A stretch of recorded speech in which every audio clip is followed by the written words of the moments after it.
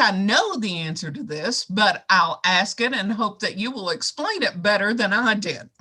So, Ouita, you are named, I believe, for one of your grandmothers. Yes. And I guessed that Ouita was a Native American word. Oh, is that correct? That is correct. Wow. Okay. Yes. So tell us about it. Well, my mother was a teenage mom. So she had me when she was still in high school. And so my grandmother was very important in my life. Her name was Ouita Zimmerman Payton. And when I was a child here in Lexington, I went to Maxwell Elementary School. And that is now a Spanish immersion program. But back in the 70s, there was a large Cherokee Indian population in that neighborhood. And those kids all went to Maxwell Elementary. And one day, this was in the 3rd grade, one of my classmates brought her grandmother to show and tell, and her name was Ouita. It's spelled exactly the same way.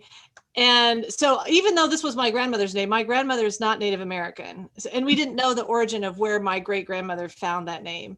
But so my friend's grandmother who came to talk to our class, her name was Ouita, and she said it meant little robin in Cherokee Indian. And when so she was a member of the Cherokee Nation. And when you come to Holly Hill Inn, in our mural, you'll see a little robin down in the corner.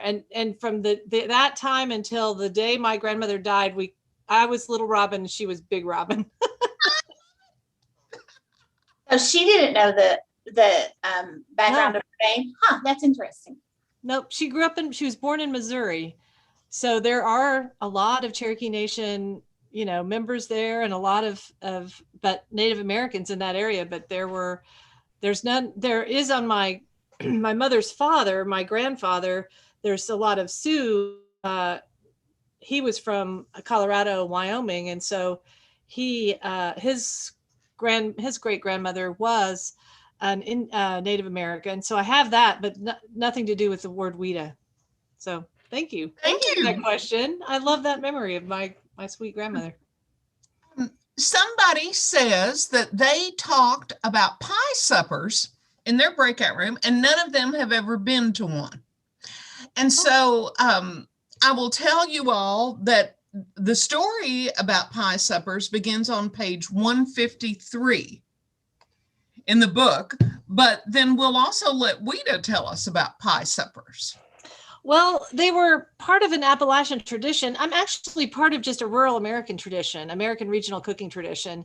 But I became very interested in it because we had a pie supper and a pie auction fundraiser for a friend of mine a long time ago who was running for Senate. Her name was Lois Combs Weinberg. And we auctioned these pies. Well, we raised like $20,000 in pie revenue for Lois's campaign. Now, I know people were paying kind of high that night, but I just love that whole concept. And I loved Little House on the Prairie. And I can't remember which book it was, but Laura Ingalls Wilder, she has a pie auction in one of those books, a pie supper. And in the past, the girls would all bring a pie, and the gentlemen would bid on the pie, and they would pick the pie, and then they'd go eat the pie together if they got their lady's pie. And it was kind of similar to a cakewalk, I think, if you all have done cakewalks, but just a celebratory thing. And we became very interested in heritage baking at Midway Bakery. We knew we wanted to protect those Kentucky heritage recipes there. And so pies are a big part of that. And so that's how, and we do pie supper all the time. We started serving it at Holly Hill. So we had 5 pies on our dessert menu. You could come in and just eat pie if you wanted to. And we do that frequently for the horse sales. We'll have just this huge, giant round table, and it's just filled with maybe 5 or 6 different pies, all sliced up and ready to go. So that's the bigger and the smaller picture of pie supper for me.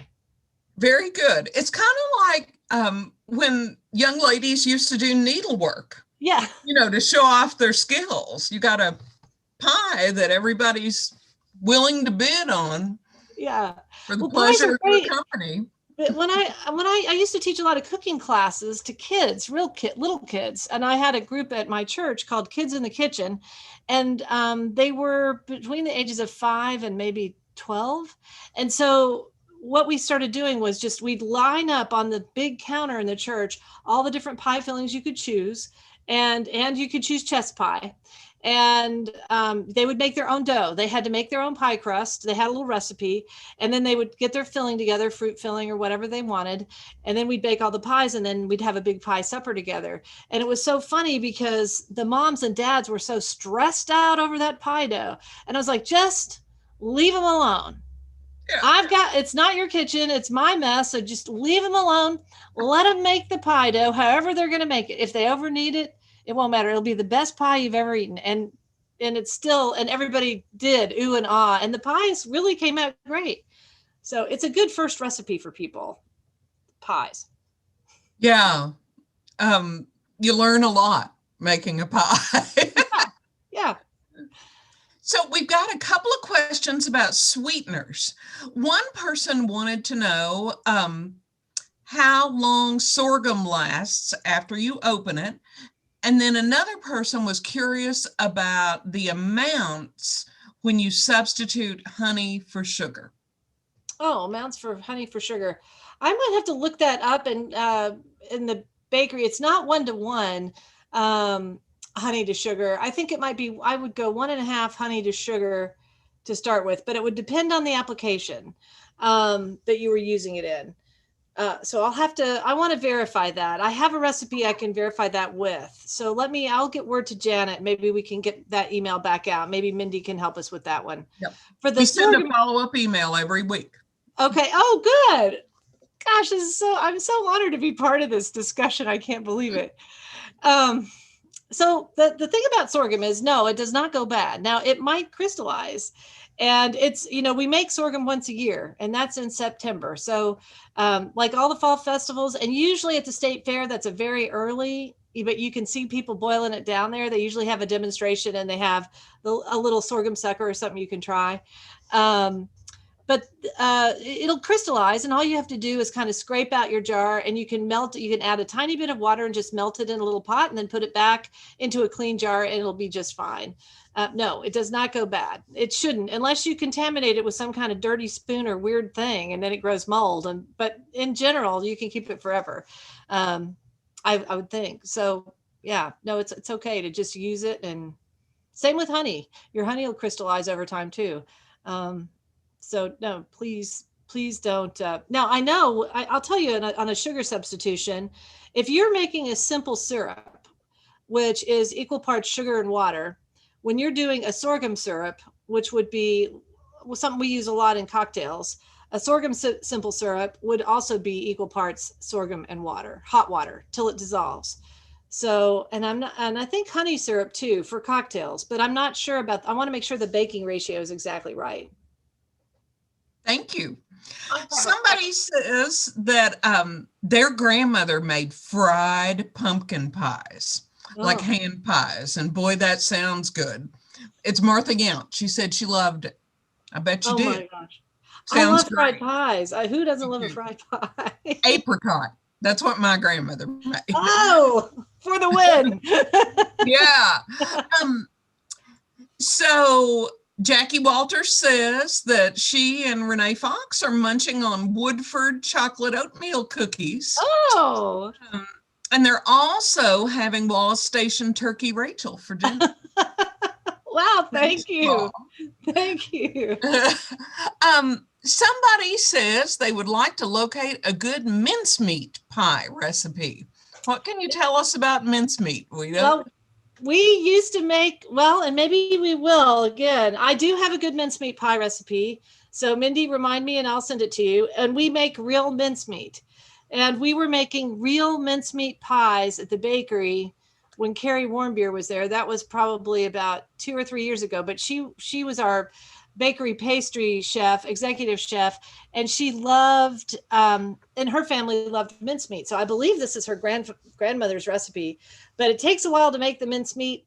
We made them, we made people special order them, and they were good. they're, they're Oh. meaty. At least the ones Yeah. we made were. For those who don't know what mincemeat is, will you explain it to them? Well, it's got suet. Sometimes it's got lard or fat in it, and it's actually beef that's minced up, and it's got a heavy sweet spice, almost a cure. So you lay it down, and you usually have an alcohol on there, like we used bourbon, but you could use brandy or something like that. And then it's cinnamon and clove, almost the flavorings from a fruit cake.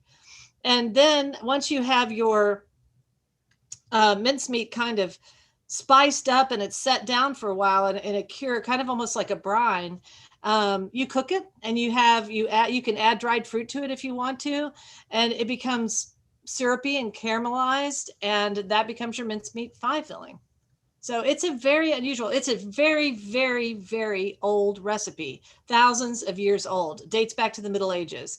And I love recipes like that because I find it fascinating. How did that recipe migrate from the Ireland and England in the Middle Ages to Appalachia and to central Kentucky? And we used to make mincemeat's an expensive thing to do so it's back in the Middle Ages, it wasn't, because we had a lot of meat. We didn't have much else, but they had a lot of meat and they needed to preserve it. But today, or maybe in the 30s and 40s, or we can think back in recent times, it would be pretty expensive for a family to make mincemeat pies. So that's where you get the Ritz cracker pie. You get all the fake mincemeats. You can do that with apples. You can do it with dried, prunes, plums, and all that kind of thing. So it has that dried figgy pudding kind of feeling to it, if that helps give people a vision of the taste. Lots of raisins, that kind of thing. Well, a couple of people tonight are having Ale 8 sloppy joe. Put in the chat box. And somebody is asking if you would have ever thought about, or would you think about putting fried pies on the menu at one of the restaurants? I would love to. Yeah, we might be toying with that in September. So for those of you, I think one place that would do really great with the fried pie is Wendy Corner and Wall Station. I think they would just sell I think they would sell like crazy. The issue has been over the summer just trying to get staffed. They're so busy. Wendy Corner just went through an extreme kitchen makeover. They're not quite done with it, but they have they've been able to take a little break. But at Wallace, they are just so busy that we're kind of running behind ourselves. But we're thinking that for Midway's Fall Festival, we'll be able to do fried pies. We'll get them down at the bakery first, and then export them over to Wallace and see if they can't run them that weekend. But that's interesting that everybody's interested in it, because that has been one of the big things that I think we could really do. And I'd like it to be seasonal fruit. Reed Valley Orchard, which is one of my favorite orchards, just recently closed to the public because Dana and Trudy Reed are getting older and they can't do everything. And so we're going to be working on an apple butter recipe using their apples, and I think a dried apple recipe, dehydrating some of their apples down at Food Chain, and then we can use those dried apples and reconstitute them into a fried apple pie. And then whoever had the pumpkin, I'm going to be harassing Janet for that apricot filling. From her grandmother. I think I'm going to be trying to wrestle that out of her. And I know she used dried fruit. Oh, interesting. Yeah, and so I'll have to look through her recipes. Yeah, because that would be so neat to have. That's what I love. I love recipes that come from a person. That I have a huge collection of old church cookbooks for that reason, because everybody's name is on their recipe. Yes. And I really like that. So the butter pie crust recipe got someone over their fear of making their own pie crust. Oh, great. Yes. As Julia Child said, no fear. No fear. Absolutely not. We had someone who wants to know what the best thing you have ever eaten is. Oh, well, I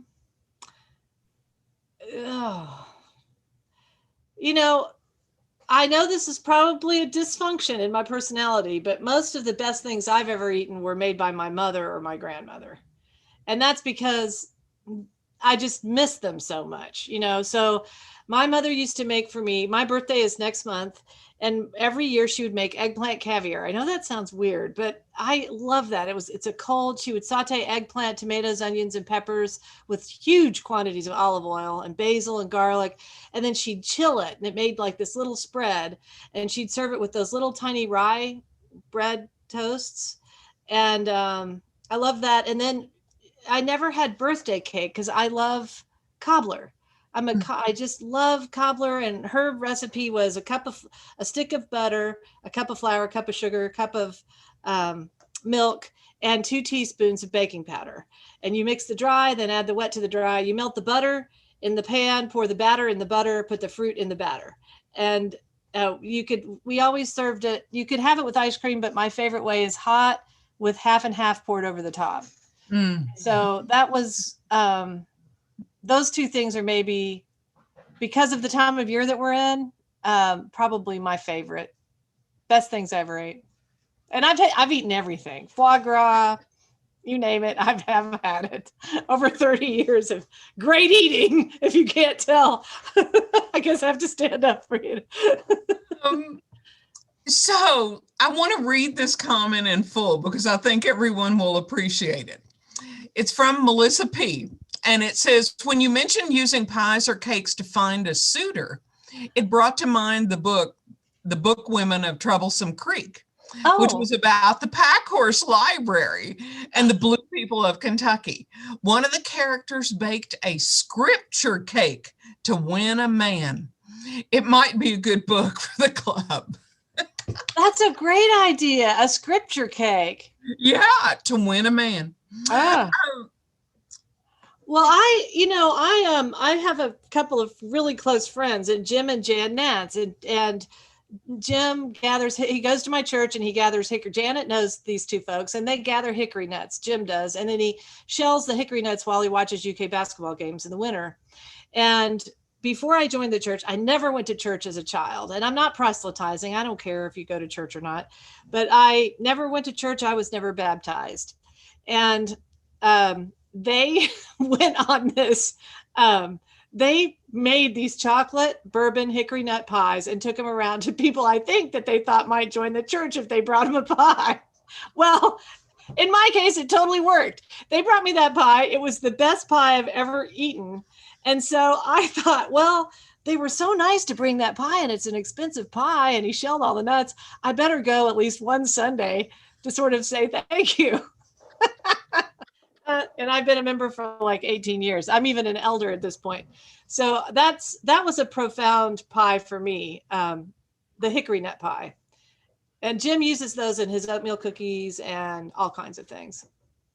I have 2 sisters who are missionaries. I don't think that they've ever tried the pie method. I might have to mention it to them. Recommend that. I recommend it too. I could use it. Maybe I need a refresher. No, they make that pie quite a bit for me. It's delicious. So, Ouita, would you mind telling the group a little bit about the ancient recipes that you source for the Epiphany Dinner? Oh, no, not at all. I so every year, I think that we're over 15 years now, but I can't remember. In fact, that's not how I met Janet, but how I met her husband, Doug. She swaddled him in all kinds of fabric and dragged him over to be one of the 3 kings in our wise men. Three wise men in our Epiphany dinner. But because I'm in the restaurant business, I always am very, very busy at Christmas time. So I decided that it would be a good idea for us to start celebrating Epiphany so that our celebrations could start on Christmas Day instead of end on Christmas Day. And the more that I got to know, the more I learned about Advent and the season of waiting, and then the Christmas tide is really what we call the entirety of the Christmas festival. Then the more interested I became, and so we decided to have an Epiphany dinner at our church. And also we buy a local Kentucky hog. We have we have a farmer that we work with, Patrick Kennedy, and he gets us a big hog every year, and we dress him up as the Christmas pig. He has a holly wreath, And we also make king cake, and we put all this around him, and we open up he's, of course, I mean, we roast him as whole as we can. We kind of have to roast him in pieces and then put him back together. But out of his rib cage come all these sausages to represent his entrails. And these recipes, we make a red wine sauce that we thicken with bread, and we make a mustard sauce. These are all old world recipes. So there can't be, and we use no processed sugar. We use all honey for the person who is interested in honey. So we have honey on the tables. We use no new world. So we use a lot of onions, a lot of garlic, but we don't serve anything in corn. No cornbread, no corn products, because that's a new world ingredient. And these recipes came from a lot of the original recipes served at Christmastide in the Middle Ages. And the thing that's fun about it is they're so related to what we eat today. There's a lot of rice, a lot of saffron. So we make a really nice saffron rice pilaf. And the salad is made with, again, no tomatoes, but lots of carrots. That's an ancient vegetable, and fennel, shaved fennel, and little flowers. So I love that part of my job. Food history is one of my passions. I really love, and the thing that makes, I think it's so exciting is that it's so similar to what we eat today. And it's a way for us to get a little window back in history.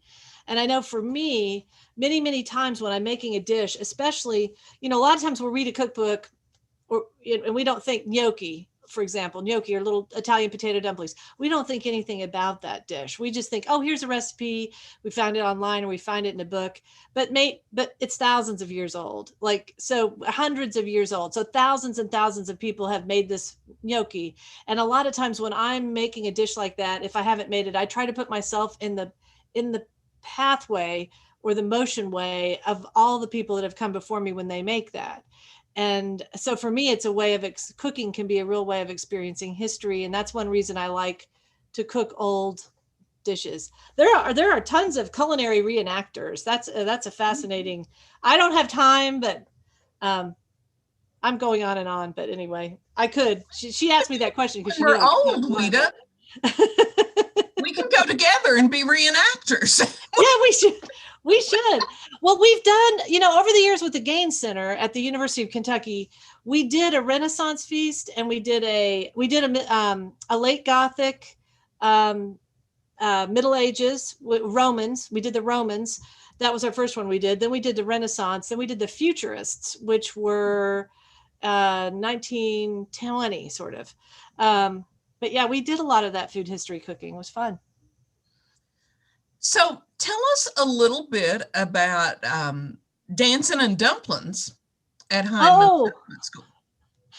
Okay, well, so Kentucky Foodways, I've talked about food history and a lot of, European food history, but our own Kentucky Foodways, they are very, they come from deep roots. And every year, for the last 4 years, we've had the Hindman Settlement School in Knott County hosts an event called Dumplings and Dancing. This year, it's that first weekend in November. So I want to say November 9th, 8th and 9th. And you can sign up for all different kinds of classes. So you can go down there. You can stay the night at the school if you'd like.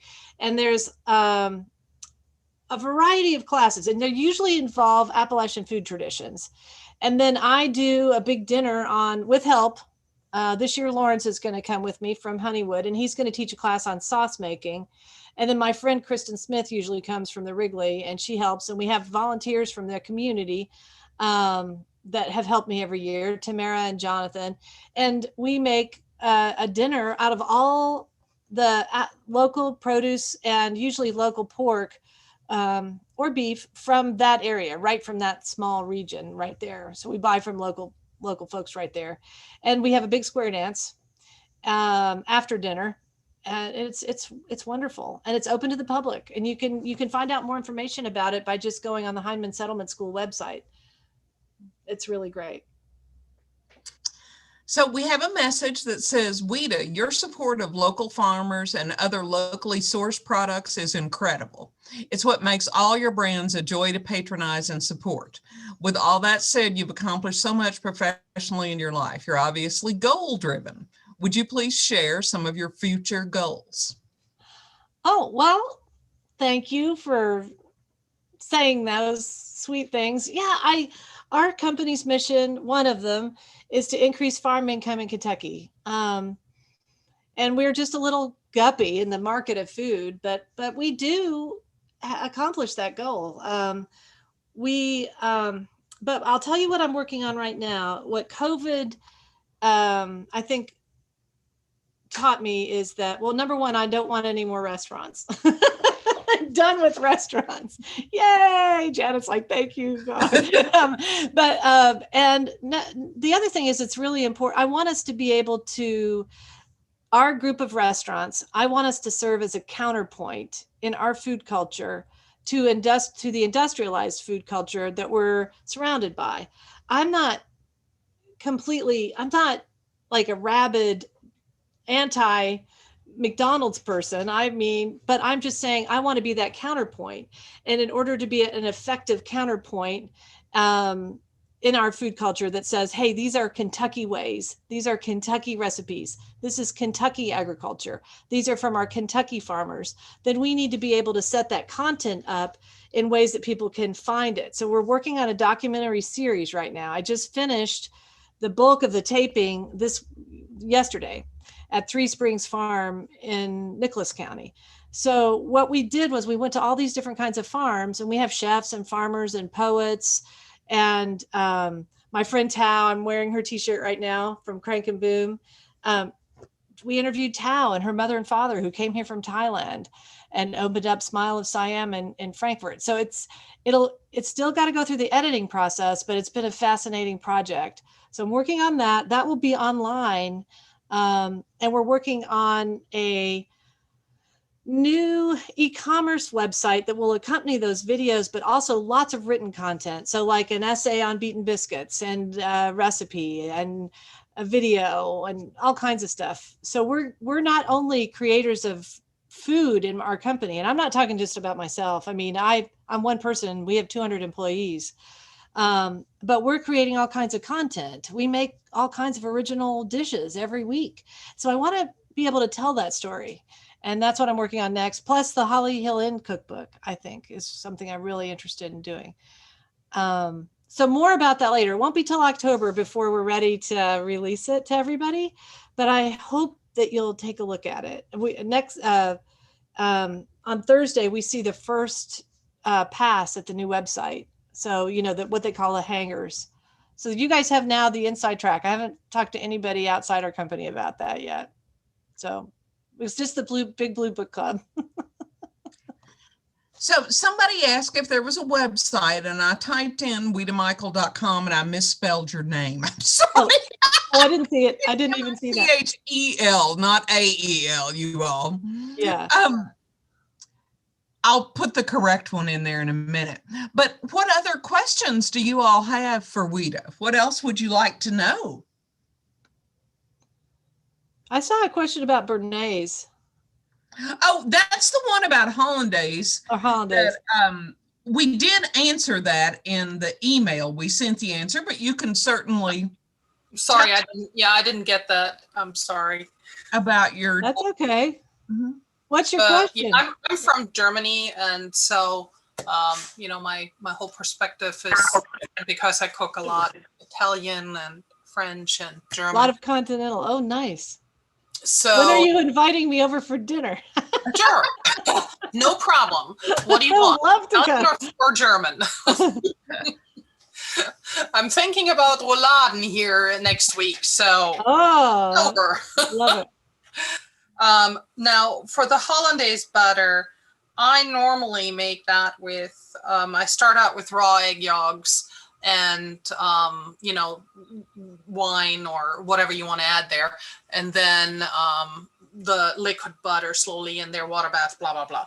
Long story short, I saw you using hard boiled eggs. Oh yeah. Tell me Why in that context? So every Sunday at Holly Hill, we make hollandaise the way you just said. It's a hollandaise sauce. We make that for the poached eggs. We use raw egg yolks. We temper them with, we cook them with lemon juice for hollandaise and tarragon vinegar for béarnaise. And we do that over a double boiler. And then we slowly whisk in clarified butter. But many years ago, I was the executive chef for Harriet Dupree. This was years ago. And she had a brunch for 450 people at the Headley Whitney Museum. And she was doing a poached egg dish. And she didn't get any pasteurized egg yolks.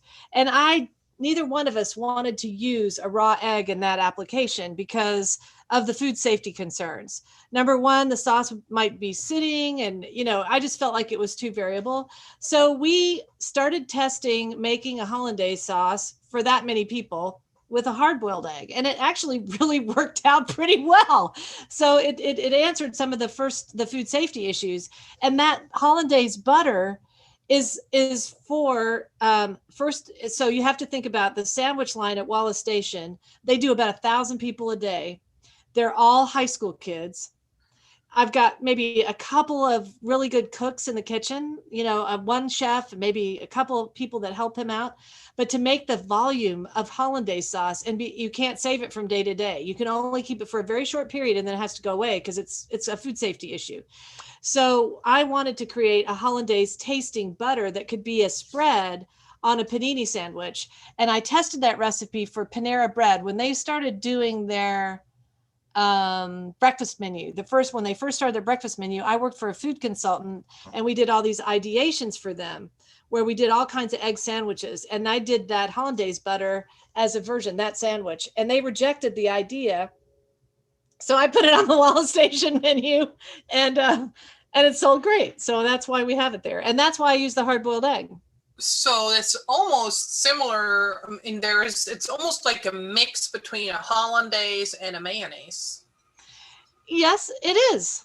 Yeah, it's very similar to mayonnaise. You can make it thinner. Like when I did it with Harriet for the giant wedding party, for the brunch, we made it a little thinner than the recipe that's in the book.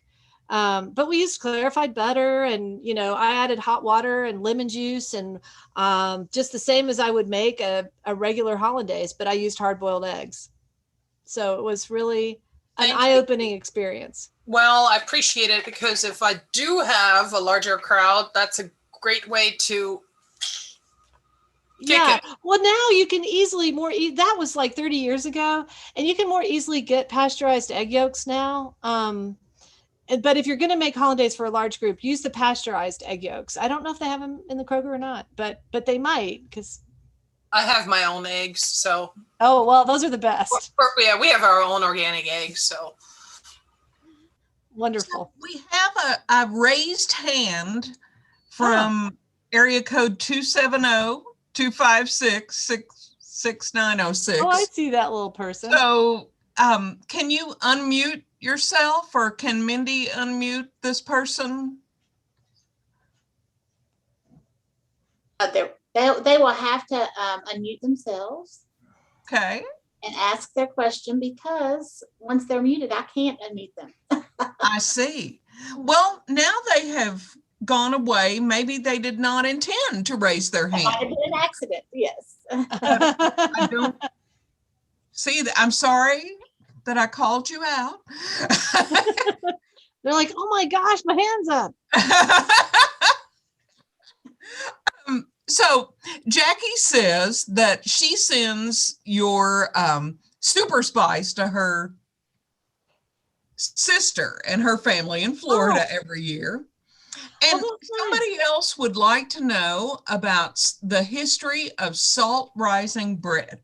Oh my gosh. That damn salt rising bread makes me want to pull my hair out. I have tried salt rising bread so many times and it's so stinky and I never get it right. I never have been able to get it to rise. I'm not sure what the history of that is, but I mean, I know it's a long-standing Kentucky and Appalachian tradition, and I'm guessing that it probably predates the availability of a lot of yeast. I'm not sure, but it is terrible to make. It is so tricky, and I don't make it. I think we tried at the bakery probably 10 times, and I finally just gave up. There's a place in Danville. Do you know the name of that bakery? There's a really wonderful bakery in Danville that it has this tradition of making the salt rising bread, and theirs is delicious. And I need to go there for a tutorial. So Burke's Bakery. That's right. Burke's Bakery, Tamsin from Thank you. Kentucky. So, Burke's makes it. what's a typical workday like for you? Well, I'm very lucky because my days are different every single day. I just run around. The last quarter has been just like drinking from a fire hose. We have so much going on in our company. So there's been a lot of running around, but typically I'm a very early riser. I like to get up about 6, sometimes even a little earlier than that. And I do all my communications in the morning. And I wash my dishes. I eat late, dinner late. And so in the morning I wash my dishes and I listen to the radio and get the news. And then usually I'm like working on something by about 7:30. And then I do go to the restaurants a lot, but I don't have that responsibility as much as I used to, which is really nice. But I work with all of our management teams. We have a wonderful chief operating officer and director of operations now, and we even have a culinary director. So that tight-knit team has really helped my workload. I used to work a lot harder when I only had the Holly Hill Inn. I'll tell you that. I spent 80 hours a week in the kitchen, and it was a long 10 years of doing that. But so I'm very lucky. But I do, like today, I'll have team meetings where I had a big meeting today about the new website. And so I'm trying to comb through all the databases that I've ever used on my own computer to figure out where all my essays are. And then I'm trying to work on the table of contents for Holly Hill Inn. But I work best in the morning for Holly Hill Inn's new cookbook. I want to work on that book. And so carving out that quiet time for me is I can only do that in the morning. And then by the time staff comes in, there's usually a lot of competing concerns at that point. Very good. Well, I hate to say this, but it's 5 till 9. Oh, wow. And so we need to wrap up so that we can let Mindy send us out. This is our last session. So any parting shots, Ouita? I'm so honored that you chose the book. And I just thank you so much for your interest. And I know several people have put on Facebook the different recipes that they've made. And it just makes me so happy when I see someone that's actually made something from the book. It doesn't even seem possible. It took me 6 years to write that book. So I really am grateful. Thank you. It is our great pleasure. Definitely. Thanks for an incredible read. So you can see some of the comments there. Yeah. And Mindy, we'll turn it over to you. Well, thank you first, Ouita. Thanks for writing the book so that we could, of course, include it in the Big Blue Book Club, because we have, this is our third book. You might not know the history of the book club, but we have been reading books since the beginning of this year. So you're book number 3. And we were just excited as soon as, I guess, when I got the notice that it was coming out, like, okay, this needs to go in the lineup. So that leads me to ask the question, and anyone who is participating can send me suggestions for books that you might like to see included. I think we have one from tonight that was suggested. We do want to not go with fiction. We want them to be nonfiction books that we read, and something that kind of contributes to the Family and Consumer Sciences mission. So something that's going to improve the lives of individuals, families, or communities. And so we are just really welcome to any suggestions that you have.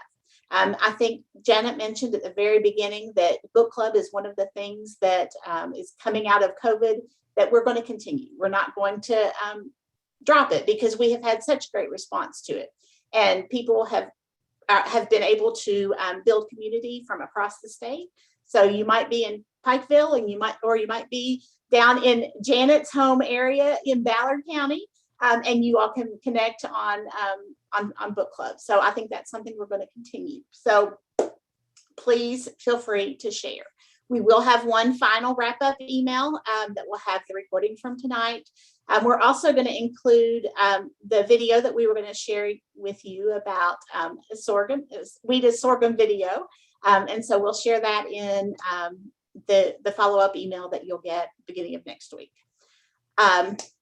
And with no further ado, Janet, I would appreciate your willingness to facilitate this group for this session. I think it's been a great time, and you've had so much personal insight to share, not just about the recipes and Ouita and all of the restaurants, but it's been a pleasure for us all to have you as well. So I thank you both for the time that you have given us tonight and the nights previous. Do we have any questions that we need to answer before everyone signs off? Let's see, I'm looking. Where do I start with all my bookmarks? I love that. I think you posted on Facebook, and I was like, that is I did. so true. My dear hope to be soon daughter-in-law Grace from KDA gave me this book, Ouita, and she just I was such a fan of yours already, and she pre-ordered it. I'm thrilled. So I'm gonna come down to Lexington from Northern Kentucky and cook together with Grace.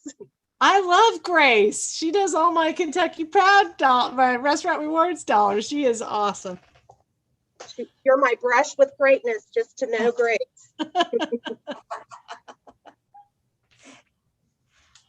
Thank you all for your time, and you all have my email address and Janet's email address. So if you have questions that pop up, send them on, and we will try our best to get them answered. I can answer technical questions or questions about book club, and of course Janet can answer the food science questions. Mine's just going to be Mindy's experience with cooking. So, and then we can, if you have something that we need to pass on to Ouita, we can do that as well. So thank you all for coming and enjoying our time tonight. And we hope to see you. I don't know what the next book will be, but we're thinking probably late fall. So keep your eyes out for that. Thanks, everybody.